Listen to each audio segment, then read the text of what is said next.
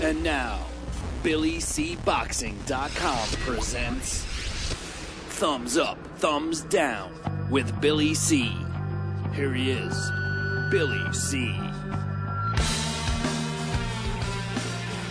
Thank you very much, Jeremy C. We're coming at you from the Billy C. studio in Lake George, New York. I'm Bill Calogero, and it's time for BillyCBoxing.com's Professional Boxing's Thumbs Up and Thumbs Down for today, July 19th in the year 2012. We do have a few thumbs up and a couple of thumbs down, and I'll start it off right now. Thumbs up to HBO for putting together a very competitive card. Now, I laugh a little bit because I was just finishing up the Talking Boxing with Billy C radio show, and I kind of closed with this. I'm very excited about this fight.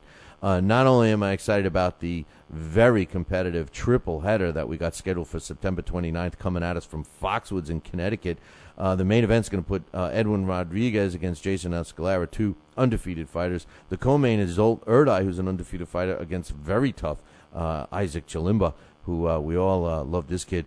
And in a classic youth versus age matchup, Luis Orlando Davali against Vic Darchinian. You know, to me, I believe that this is the first time we're actually seeing Ken Hirschman's blueprint on an HBO fight card. This was the kind of product that we were all excited about for HBO when Ken Hirschman was named the new big cheese of the boxing section there, the sports department. I'm very excited about this card.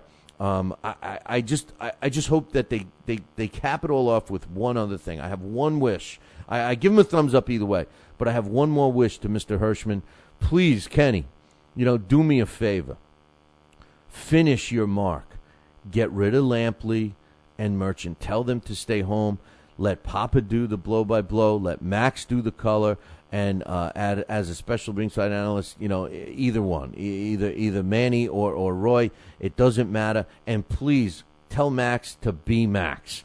I'm not a big Max Kellerman fan, but you know what? I know Max can do a great job. He's well-versed. He knows the sport. It's just that right now they're not letting him be himself. Right now you can hear it in his voice. You can see it in them big googly eyes of his. He's just not able to do what he really wants to do. Turn him loose, man. You got a great card here coming at you from a beautiful place in the MGM Grand in Foxwoods.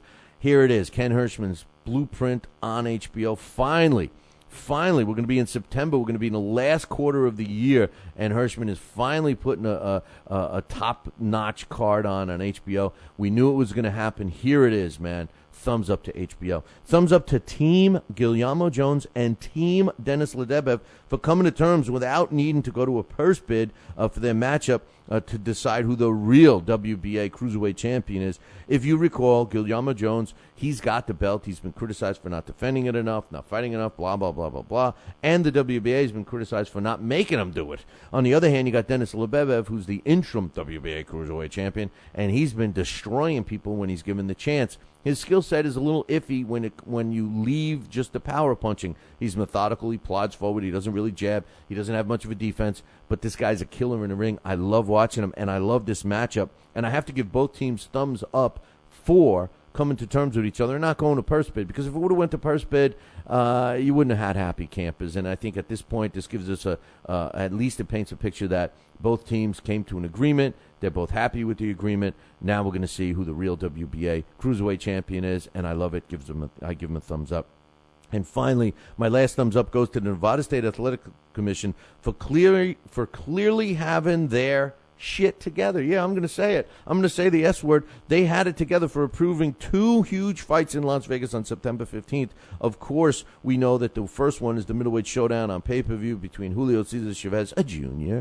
against Sergio Martinez. And that fight is going to be taking place in Las Vegas. And a couple of miles up the street, we got Saul Alvarez taking on Josito Lopez on Showtime. I think that while other major athletic commissions could easily handle a big project like this, I think they emphasize too much on being bullies and controlling the show and doing this and doing that and leaving the focus away from putting on great events. And I think the Nevada State Athletic Commission really shows that not only do they handle their commission with a strict and by the rules, function. That's the way they function. They're very strict, which is good for the sport. But they also can handle big opportunities like this and big stages, which you're not going to get bigger than this. Two major fight cards in the same city, a couple of miles up the road. Thumbs up to the Nevada State Athletic Commission. Okay, thumbs down. We got two of them. Number one, thumbs down because of the fourth high-profile fighter to test dirty. This time it's Enzo Macronelli, who was handed a 6-month suspension by the UK anti-doping agency. Macman joins Lamont Peterson, Andre Berto, and Antonio Tarver as the notables who have tested positive for the steroids. The thing is, all of them, except for Lamont, you dummy, Peterson, have claimed to have had no idea, as it turned out, that they have tested positive due to whatever reason. They're all claiming that they just took a supplement, they didn't know, blah, blah, blah, blah, blah. Bottom line is we need to educate the fighters, we need to educate the nutritionists, we need to educate the trainers, and ultimately the testing agencies have to tell the commissions what they're testing for and all that stuff. Now, if they did already do that, which you have to assume they have done, it's everyone's job. If you're a professional fighter, if you're the fighter and you have someone that you're paying to do this, you got to be upfront. You got to tell them, hey, I took this nutrient, I took this, I took that, I bought this from the off the counter, and let them decide. It's up to them. All of these high-profile fighters that are testing positive is yet another black eye on the sport of boxing. I support the cleanness. I support the testing, but we need to educate. I've been saying this from time and time again. You got to educate the fighters and all the people that are involved before you start getting strict with the testing. If they've already been educated and they're still crying that they didn't know, we can't have it. All right, the bottom line is they can only say they didn't know for so long. We're up to number 4 now, high-profile fighters. We got to make sure everybody's on the same page. Thumbs down to another high-profile fighter for testing positive. And finally, thumbs down to all the boxing fans and powers that be that don't recognize how great the cruiserweight division really could be. If you take a look at the cruiserweight division, you're dealing with guys that can fight between 186 pounds up to 200 pounds. Generally, those guys are in good shape. They possess hand speed. They possess punching power. We all love to see knockouts, and the reason why the heavyweight division is so popular is because anyone can get knocked out at any time. The cruiserweight division can possess all of that. If you go back in your history books and you look at some of the great fighters of yesteryear, you're going to find guys like, of course, Rocky Marciano and Jack Dempsey, to name a couple, even old-time greats like Marvin Hart and Jack Root and these guys that fought. Very few of them weighed even 200 pounds. Most of these guys in their prime, a la Rocky Marciano, weighed 188 pounds, 189 pounds. Jack Dempsey, 183 pounds. These are all fighters that would have been fighting in the cruiserweight division today. I think that the powers that be, the promoters, the sanctioning bodies, even us as fans, need to put more emphasis on wanting to see cruiserweights. What that will result in is the cruiserweights staying as cruiserweights. You have small heavyweights that move up to fight today's heavyweight, who, let's face it, is 6'5", 6'7", 240, 250 pounds. How's a 210-pound guy going to beat him? Yes, you do have the rare instances, but I would personally much rather see a guy like Eddie Chambers or even a guy like David Haye stay in a cruiserweight division and fight 200 pounders.